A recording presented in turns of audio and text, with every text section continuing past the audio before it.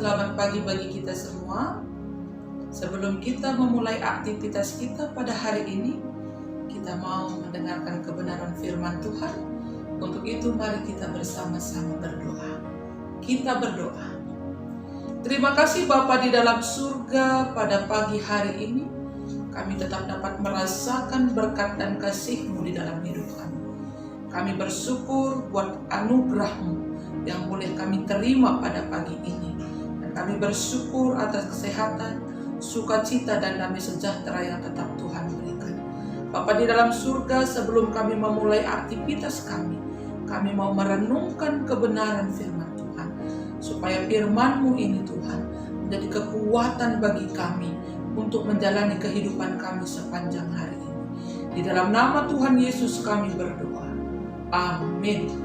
Saudara terkasih di dalam Tuhan Yesus Kristus, firman Tuhan yang menyapa kita pada pagi ini diambil dari Roma 7 ayat 6. Roma 7 ayat 6 demikian firman Tuhan.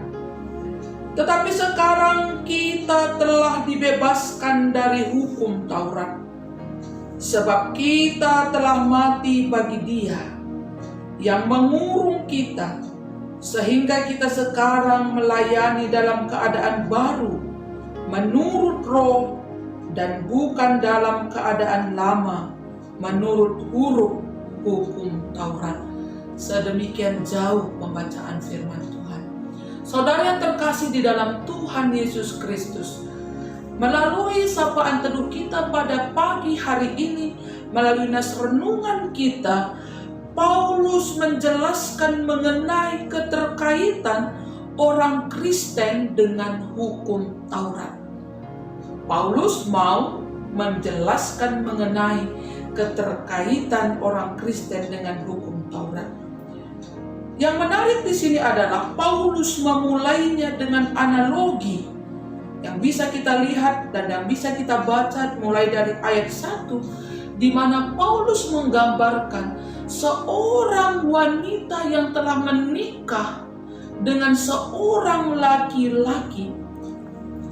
Dia tidak akan bisa menikah lagi dengan pria lain selama suaminya masih hidup. Karena jika dia menikah dengan laki-laki lain, padahal suaminya masih hidup, perempuan itu dikatakan berzina. Sebab seorang istri terikat oleh hukum kepada suaminya selama suaminya itu hidup. Akan tetapi apabila suaminya itu mati, bebaslah ia dari hukum yang mengikatnya kepada suaminya itu. Jadi selama suaminya masih hidup, dia tidak bisa menikah dengan laki-laki lain karena dia terikat oleh hukum pernikahan dengan suaminya itu. Demikian juga bagi mereka yang berada di bawah kuasa hukum Taurat. Mereka terikat dengan hukum Taurat itu selamanya, seumur hidupnya. Dan selama berada di bawah hukum itu, kedagingan dan hawa nafsu mereka dibangkitkan untuk berbuat dosa yang berujung kepada maut. Sehingga orang-orang yang terikat ataupun di bawah hukum Taurat berusaha menjadi benar dengan menaati hukum Taurat. Tetapi manusia tidak mampu dengan perjuangan dirinya sendiri untuk berusaha dibenarkan di bawah hukum Taurat. Manusia tidak mau, dan manusia tetap hidup di dalam dosa. Sehingga Tuhan Yesus datang ke dunia ini untuk menggenapi hukum Taurat, supaya setiap orang yang percaya kepadanya dan yang menerima Dia tidak lagi di bawah kuasa hukum Taurat itu.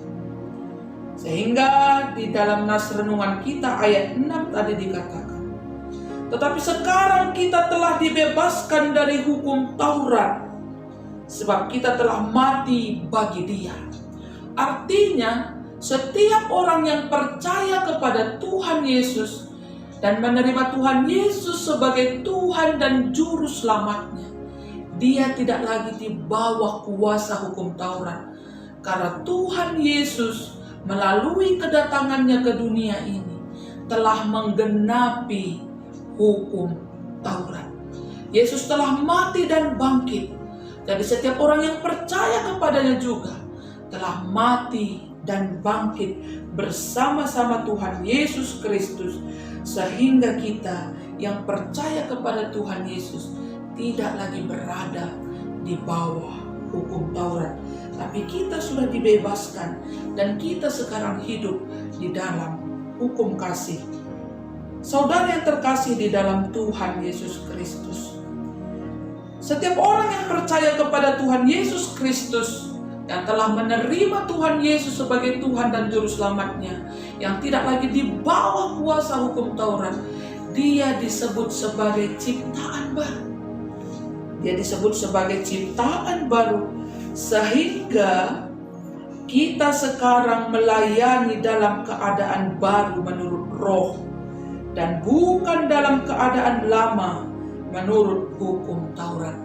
Jadi kita yang telah menerima Kristus itu melayani Tuhan di dalam kehidupan kita. Kita sebagai ciptaan baru. Kita sebagai ciptaan baru di dalam Kristus, dan kita tidak lagi di bawah hukum Taurat itu. Kita sungguh bersyukur saudara, karena kita telah diselamatkan oleh Yesus Kristus. Kita telah ditebus oleh Yesus Kristus. Melalui penebusannya kita sudah menerima hidup yang baru. Untuk itu, marilah kita tetap melayani Dia. Hidup di dalam kasih.